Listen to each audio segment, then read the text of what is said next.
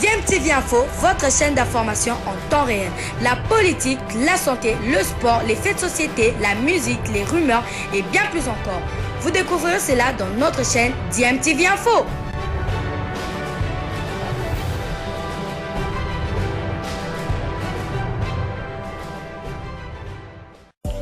Vous êtes sur DMTV, bonjour ou bonsoir, tout dépend de l'heure à laquelle vous nous suivez. Tout plaisir est pour nous de vous retrouver, mais surtout de savoir que vous êtes nombreux en train de suivre votre chaîne YouTube DMTV. DMTV qui vous propose l'actualité, vous propose également des analyses et des réflexions sur des sujets d'actualité, sur des faits sociaux, tout simplement sur des réalités que nous observons ici chez nous en République démocratique du Congo.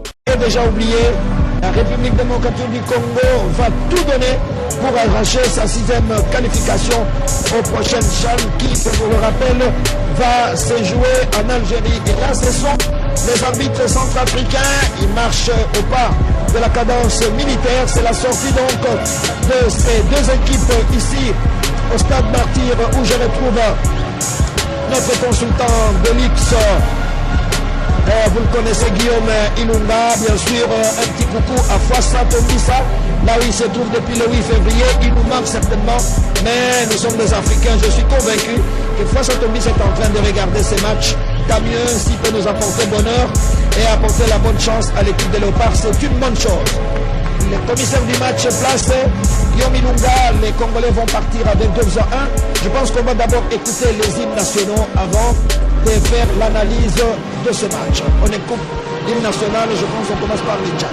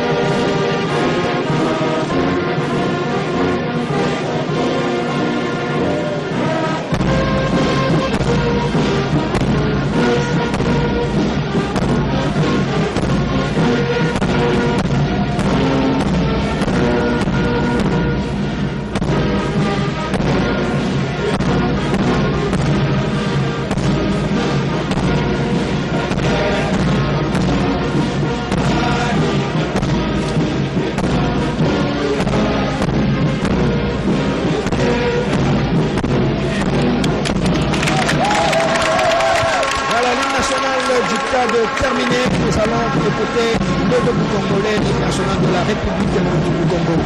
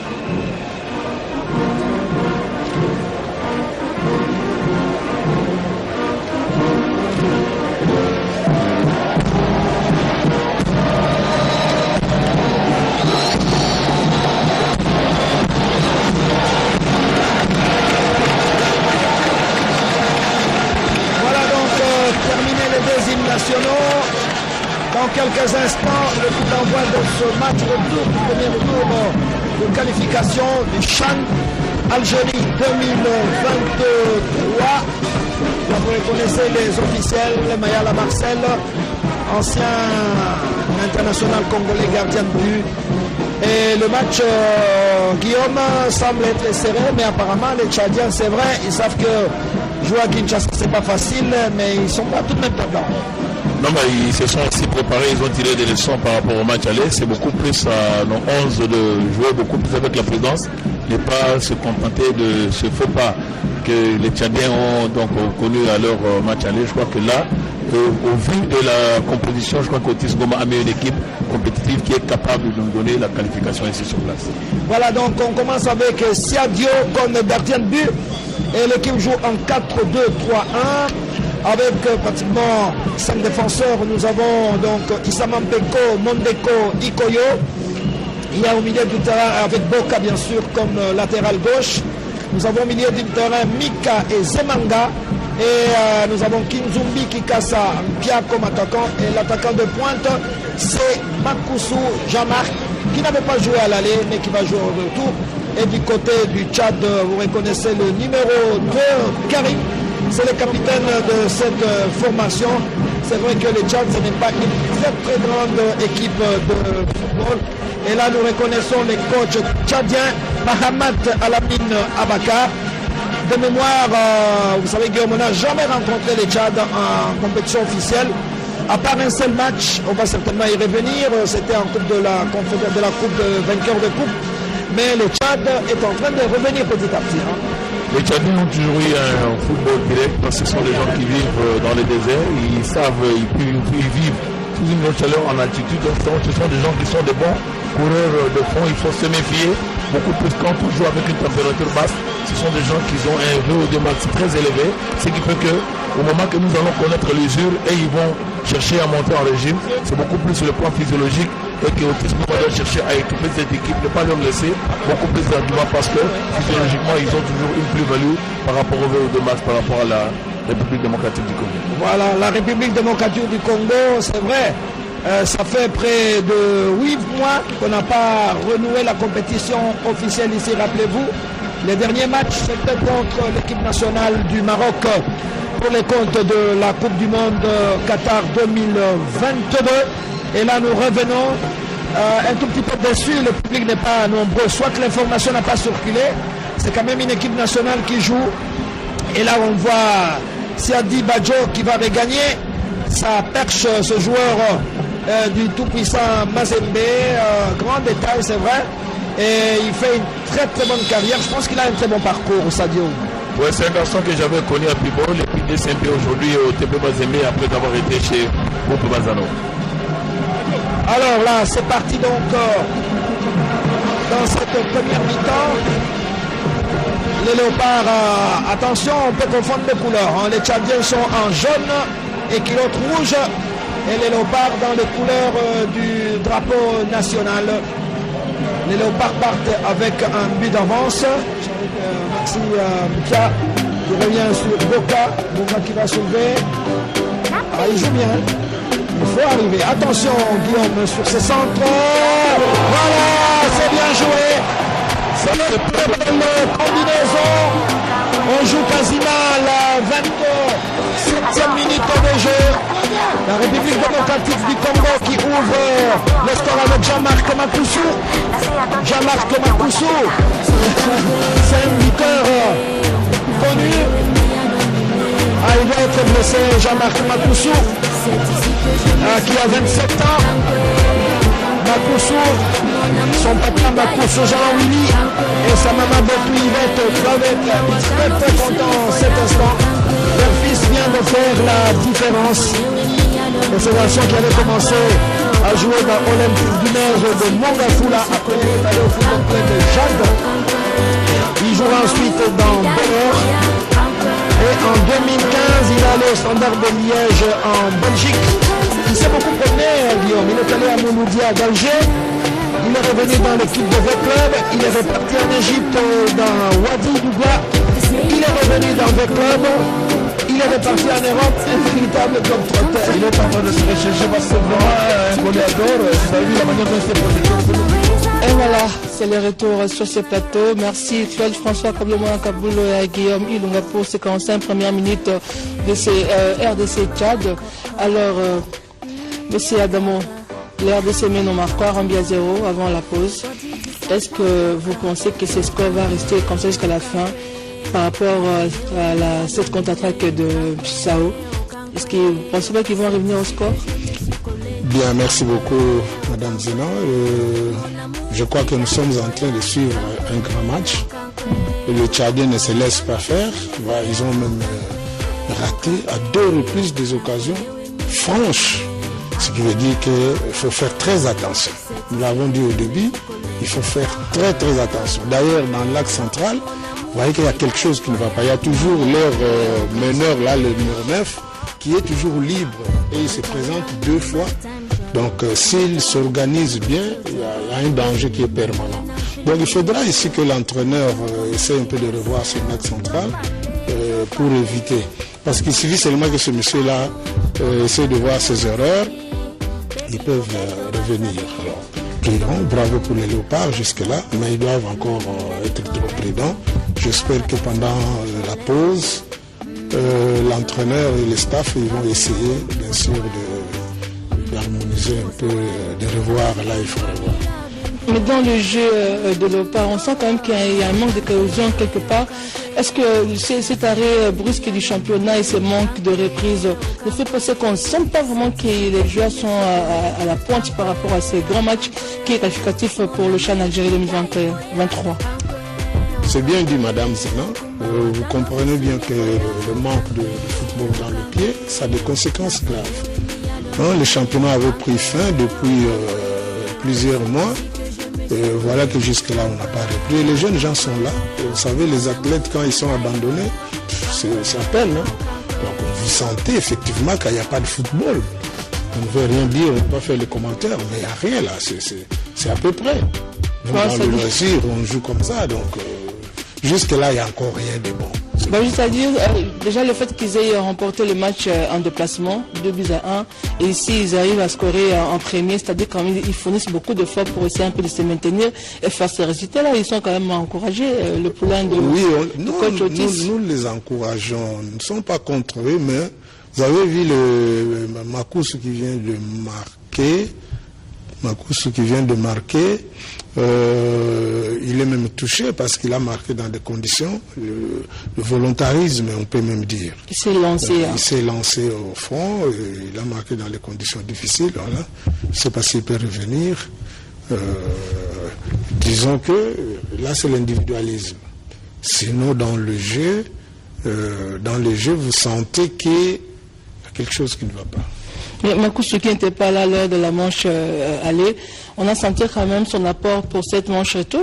Il a à peine arrivé, on a senti qu'il a bousculé un peu les lignes des adversaires jusqu'à marquer le but. Quand même, c'est un joueur qui a manqué à ses léopards après.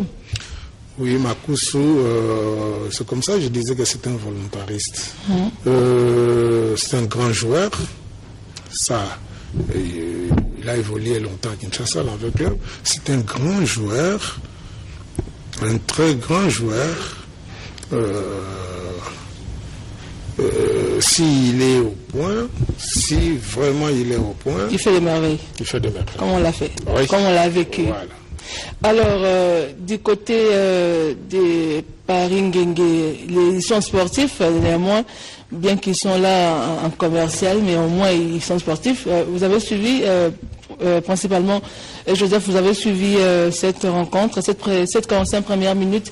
Comment jugez-vous les déplacements des joueurs? En fait, le match s'est passé comment pour ces premières 45 minutes? Voilà, merci. Je juge la prestation de nos fauves positives en première période, même s'il faut noter que le match, ils ont commencé les matchs vraiment en un rythme bas. C'est ce qui s'explique aussi par la soif des Tchadiens, comme leur coach l'a dit, de faire un exploit à Kinshasa. Ils ont démarré le match sous un chapeau de roue. Après quelque temps, nos hommes ont repris le contrôle de la situation, ça il faut le dire, ce qui a même permis à ce que nous assistions avant la 30e minute à ces buts, à ces buts des Makoussou, Mundele. Mais avec, comme l'analyste vient de le souligner tout à l'heure, je pense que le championnat est aussi pour beaucoup dans les hésitations que nous remarquons dans les chefs de nos athlètes sur terrain. Il y a des hésitations et puis les jeux est toujours vers... donc on retourne un peu dans notre camp. C'est ce qu'il faut que le Léopard évite à la deuxième période. Il faudra être offensif, il faudra être entreprenant. Mais l'équipe tchadienne n'est pas à minimiser. Exactement. En tout cas, les Congolais doivent faire très très attention. Ils doivent être très attentifs et surtout faire de notre mieux pour qu'en seconde période, bien avant les 70 minutes, que nous marquions, pourquoi pas, un deuxième but pour se rassurer pleinement de la qualification. Mais nous sommes certains que la qualification est déjà de côté congolais. Exactement, jusqu'à ce score-là, le cumul fait 3-1 pour Léopard, c'est-à-dire à ce stade, la RDC a déjà validé son ticket de qualification pour la phase finale du CHAN Algérie 2023. Monsieur Adamo, c'est vrai que non, ce championnat a manqué à ce que le poulet ait vraiment le ballon au pied, mais on sent quand même la détermination du côté congolais, malgré qu'il n'y a pas assez de cohésion, il manque un peu de la finition. Là, on ne sent pas vraiment que ça tourne comme il se doit. Merci une fois de plus, madame. Donc, c'est vrai, le championnat fait défaut. Il n'y a pas de souci. Je crois qu'en Afrique, presque tous les pays ont déjà repris le championnat. C'est la RDC, un grand pays de football. Mais jusque-là, on n'a pas encore repris le championnat. C'est vraiment curieux. Et pourtant, c'était fini avant. Donc, ça nous interpelle et ça fait mal, ça dérange beaucoup de sportifs. Espérons qu'on va corriger. Tout de suite, là, peut-être que dès qu'ils entrent,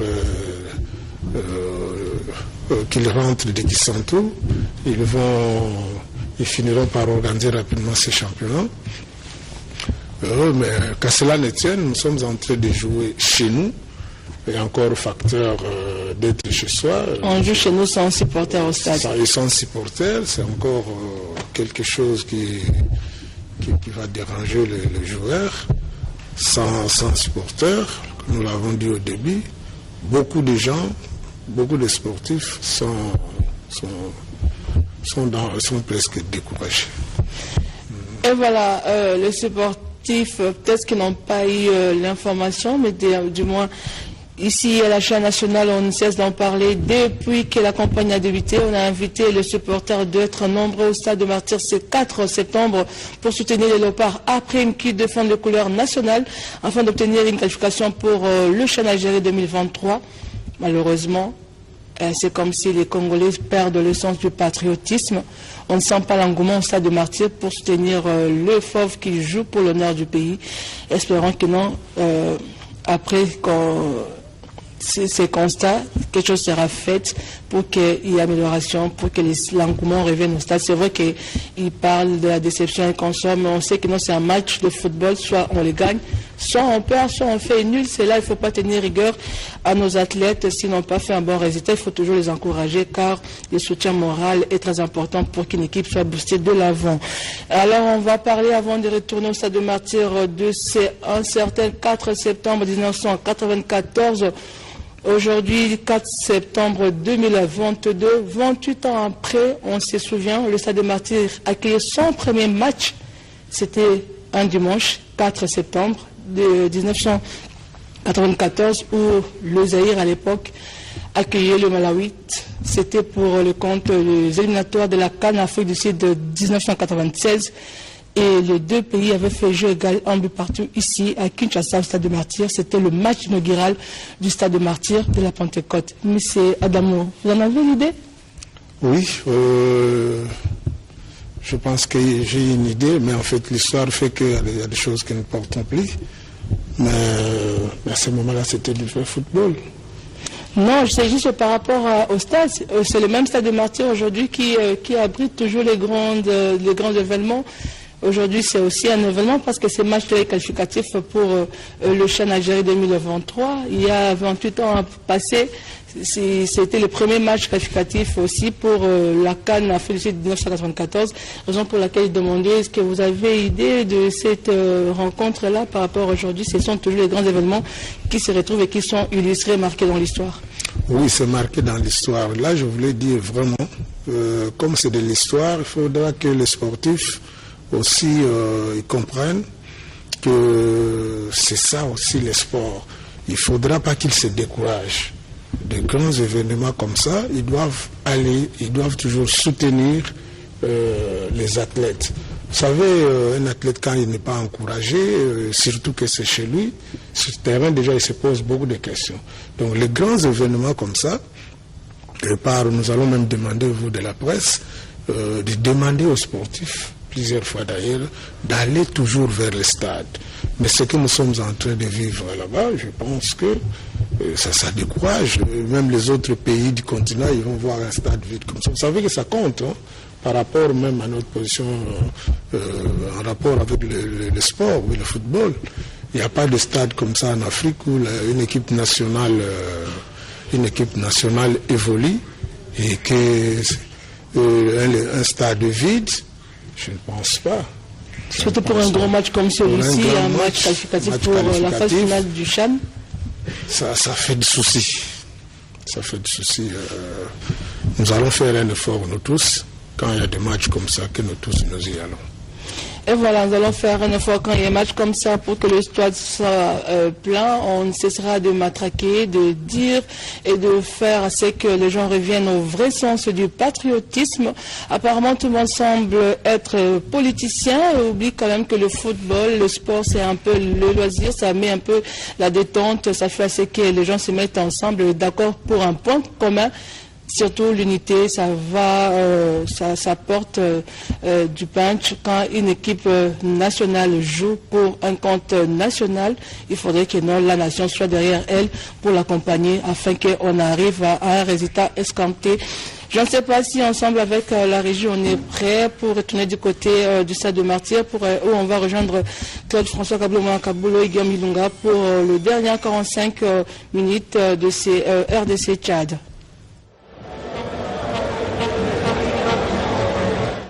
Arrivé à ces stades de rentrée au stade de Martyrs, je disais déjà des nations sont qualifiées, ils sont connus. On parlait des nations connues, des nations qualifiées, entre autres, on retrouve la Mauritanie, l'Éthiopie, le Sénégal. Monsieur Adamo, aujourd'hui, l'Éthiopie qualifiée, la Mauritanie, c'est vrai que l'Éthiopie n'est pas une nation négligée, c'est parmi les nations qui ont commencé avec le football ici en Afrique, chez nous, au continent bien sûr. Mais la Mauritanie quand même qui s'est fait ses réformes, aujourd'hui on sent que la Mauritanie est en train de venir en pompe. Et c'est déjà qualifié pour ces CHAN. Il est là de ce qui est déjà sur la voie de sa qualification. C'est une bonne chose, madame. Il y aura du vrai football. Nous le dirons toujours, il n'y a pas de petites équipes et de petites nations. Et donc, si nous sommes qualifiés, certainement qu'on aura chaud avec des équipes comme l'Éthiopie. Ça sera compliqué. Donc nous les félicitons. Mais sinon, je voulais revenir sur ce que vous avez dit tout à l'heure. On rentre au stade. Et voilà, on retourne au stade de Martyrs de la Pentecôte pour le dernier 45 minutes de ces Tchad RDC Tchad. François Kolkaboulou. En train de tourner le pouce à Kinshasa. Voilà. On a eu des bons joueurs. Voilà face à... C'est le but. C'est toujours Jean-Marc qui va faire honneur à sa famille. Et là, nous jouons pratiquement la 14e minute. 14e minute de la reprise, donc à la 59e minute.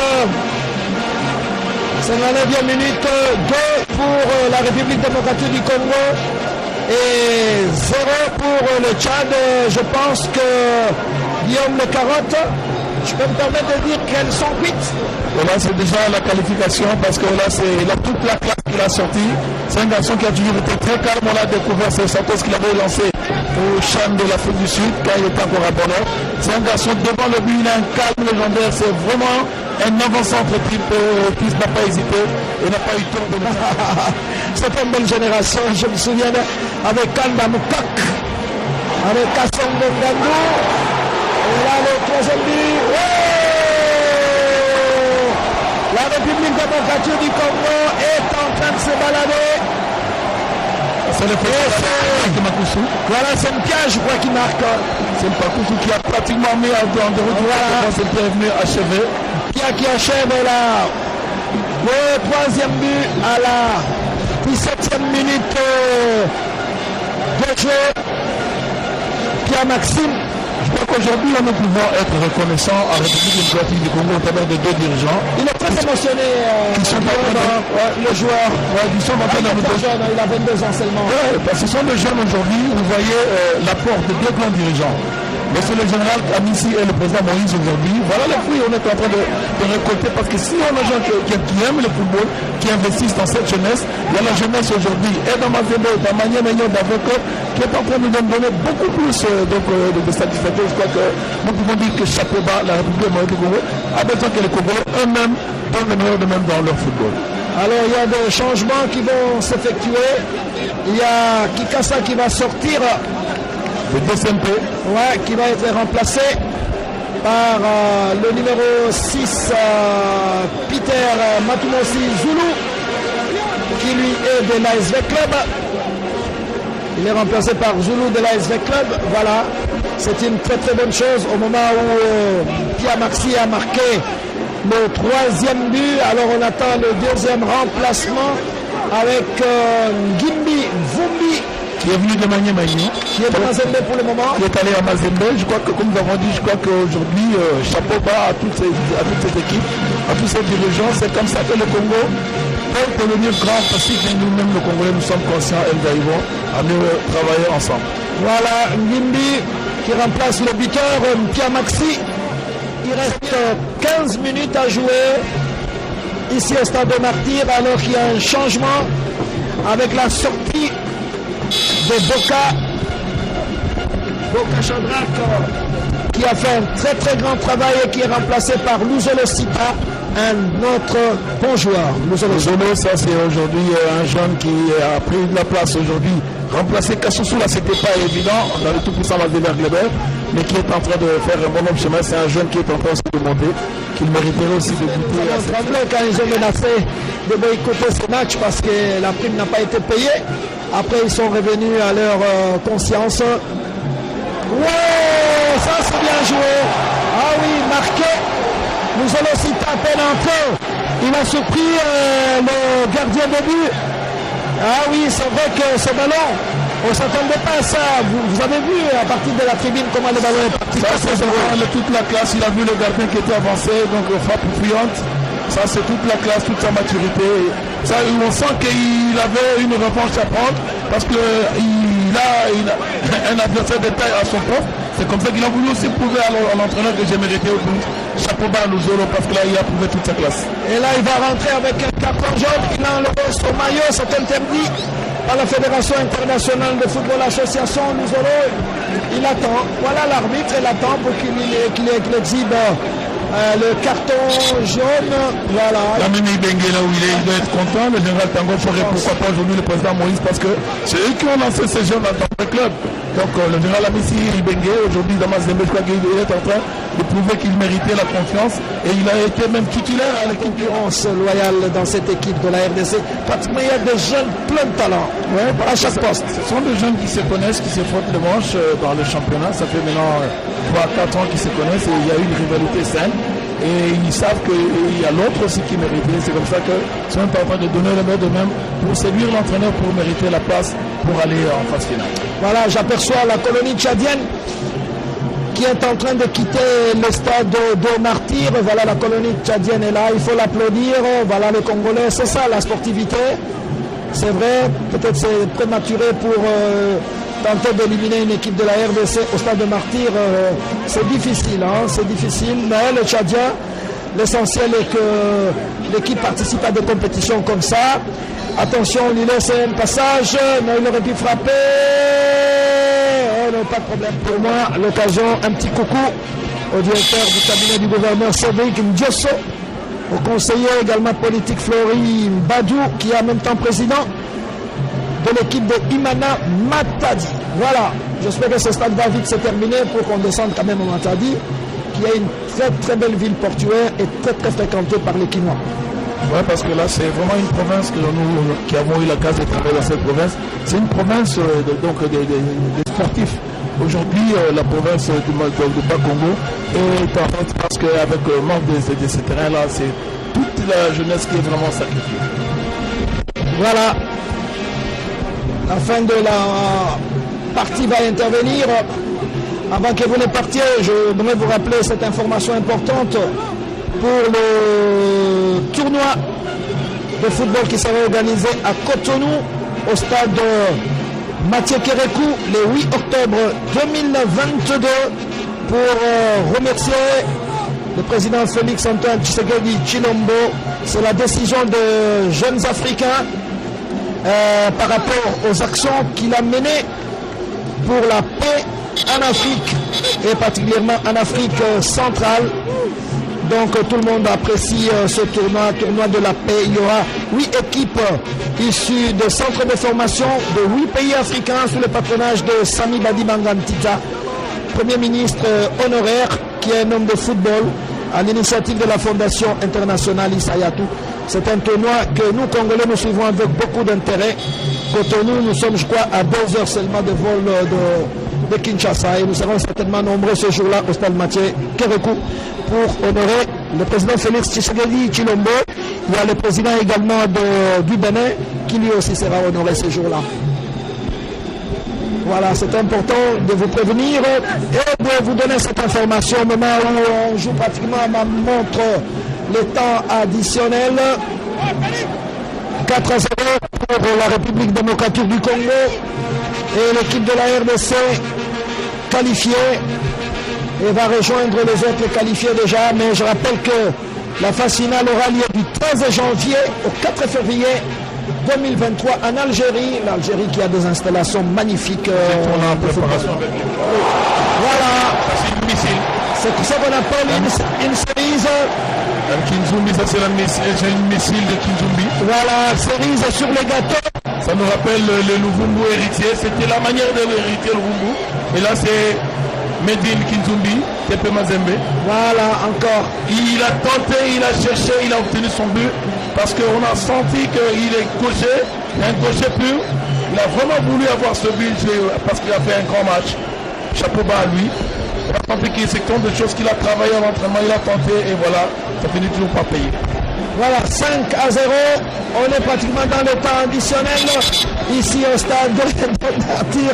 Otis Ngoma, l'entraîneur le plus heureux de la RDC, en tout cas ce soir avec ses adjoints. Miaou Panfil. La Manita.